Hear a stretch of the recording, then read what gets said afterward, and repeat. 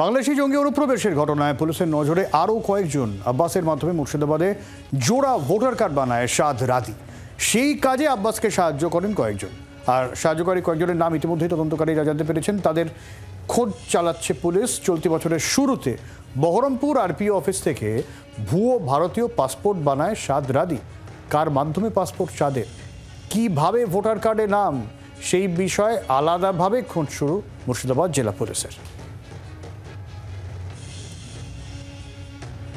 আর এ নিয়ে কুণাল ঘোষ কি বলছেন শুনবো সুকান্ত মজুমদার কি বলছেন। দেখুন, আমরা জঙ্গি এক্সপোর্ট করছি, আর বিরাট বড় ব্যাপার তো এগিয়ে বাংলা মডেল। মুখ্যমন্ত্রী এতদিনে সফল হয়েছেন।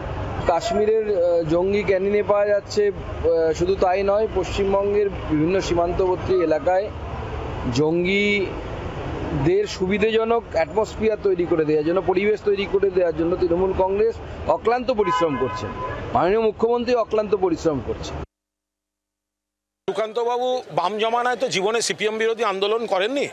সুকান্তবাবু হচ্ছেন তৎকাল রাজনীতি কর্মী। তো এখন সিপিএম জমানায় এখানে যখন জঙ্গি ধরা পড়তো, ইউএসআইএস এর সামনে গুলি চললো, হামলা হলো, তখন এই সুকান্ত মজুমদার কোথায় ছিলেন?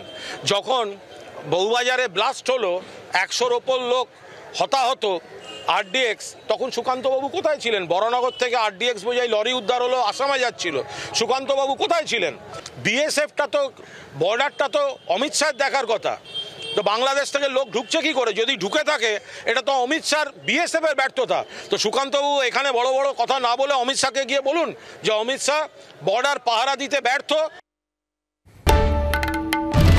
বাংলার আওয়াজ, বাঙালির আবেগ, জি 24 ঘন্টা।